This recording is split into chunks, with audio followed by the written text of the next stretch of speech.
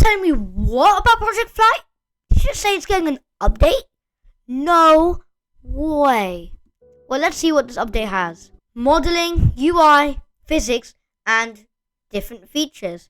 That's what's coming in this update. So let's see what Minty and his crew has to offer. A crazy Gatwick remodeling. This is before. So what Project Flight currently looks like. This is before. Hey, it's Tristan, the lead modeler of Project And Flight. after. I cannot believe that it looks this cool. Look at all the detail. The jetways. Well, they're actually jetways now. The terminal looks so much better. A before and after of the bridge now. This is what it looks like currently. Not very much of a bridge. It just looks like random structure. That's before. And this is now what the bridge looks like. It looks a lot more like the Gatwick Bridge does in real life. Every imperfection on Gatwick. How long did it take to put each imperfection on the taxiways? Because that, I'm guessing, took really long. About a year. London City now. So this used to be in the game, got removed I think, and then it's being added back and looks better than it did before by far. That looks almost like as if it's an actual interior, like 3D. Cardiff Airport. Look at that, a Welsh airport now. So we've got Gatwick remodeled, London City, and now we've got Cardiff Airport. Are there going to be any more UK airports? What do you think? Here is Bembridge, another airport. Land's End, which is very much at the Land's End. Bolt Head Field, which looks more like a farm than an airport. And Caernarfon. I don't know how you say that. You guys just tell me in the comments. I really don't know how you would say that. But yeah, another UK airport. London looks so much better than it does. We've got multiple landmarks. We've got Shard, London Eye, Big Ben, and the House of Parliament. In just this one image, and probably a lot more. You guys can go and explore it by playing the game. This is what it looked like before, and now this is after. If you didn't notice, the O2 was added. Gherkin, all the landmarks, a lot more buildings than just that one shard and a couple of random shaped buildings. And the River Thames, which is one of the craziest things. River Thames, craziest thing. I know, right? Yeah, that's because I want to do Miracle in the Thames kind of thing. Like, like the Miracle in the Hudson. I'm going to be doing that with a speedbird, with a British Airways plane. Madeira Airport. Madeira. I don't know. It's Portuguese, I don't know. Spanish. And for starters, it has floating cars and sinking taxis. But if you guys don't know what Madeira is, it's got an elevated runway with little runoff space, as you can see, and some really, really weird weather conditions. Well, that's in real life. I don't know about the game. Like, it can be windy, then it goes quickly to sunny, then overcast with huge downpours. Now it's just paradise. That's what this island is basically like. Yes, possible. A new highly accurate tarmac model. Really crazy from the people who are designing this. Like, crazy in a good way. Fairbanks in Alaska, the new snowy airport instead of Kittler.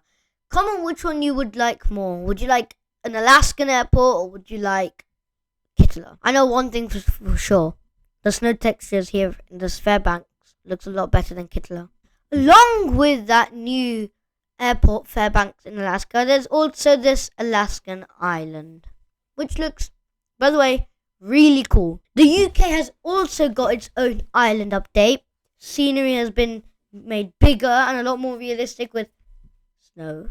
Like, snow on the islands. But yeah, snow on the tops of the mountains. The mountains are obviously a lot more taller and placed where they actually are. The A320 has been remodeled so that rivets and panel lines have been put in their exact locations on the real aircraft, on the game's aircraft, and the real aircraft. So that's a bit confusing the way I've worded that. Basically all the rivets locations on the real aircraft are placed exactly where they are on the game's aircraft.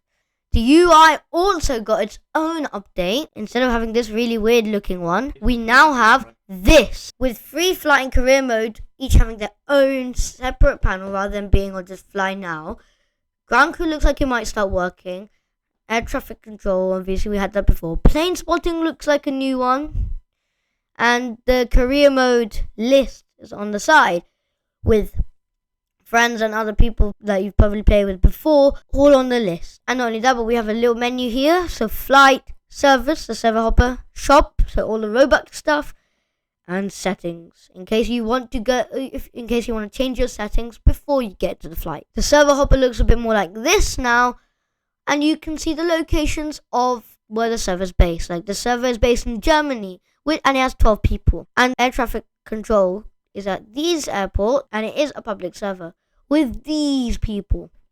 Yeah, I don't know the names of those people. There is a new UI for the aircraft selection, although one thing I don't like is that the 727 and the A320 are just on the side. Look, it's on the side, and the 727 is just on this side here.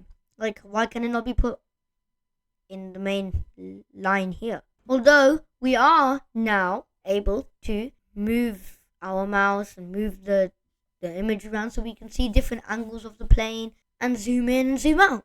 There's a new airport selection where each airport has a title at the top based on their country name, and when you click on an airport you can see what it looks like currently. And now the gates, you can zoom and move to what gate you want to select, so that means that it's easier to find maybe a gate closer to the runway or the gate that you were at. The UI for flying has got a huge update with now you can see the weather. Well, this is your altitude, this is your speed. The map now isn't just random blue background with different bits, like with the different airport labels. It has like a bird's eye view of where you're currently at. It shows other active aircraft and your current flight path. There's a lot more screen showing the flight rather than just half the screen devoted to this different UI.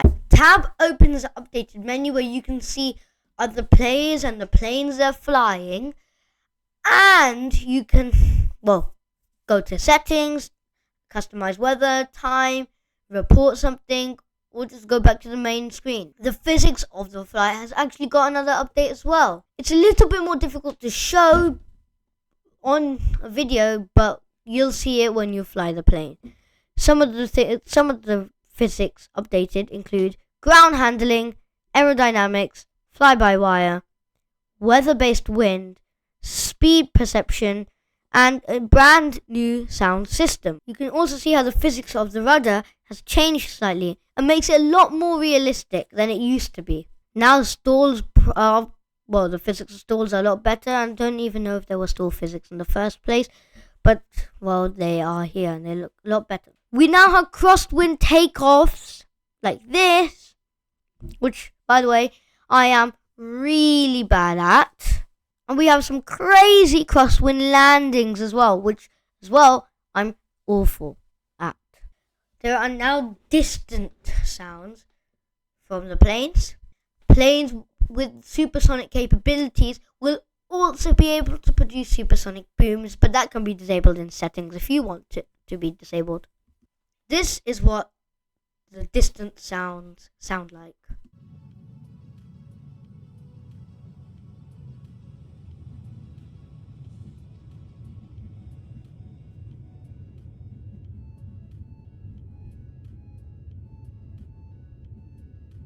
We now have on Project Flight weather, sun, and moon phases, and they can vary based on the location of the server. They're also adding new weather particles, which kind of blends in with the crosswind and the new weather update. Realistic.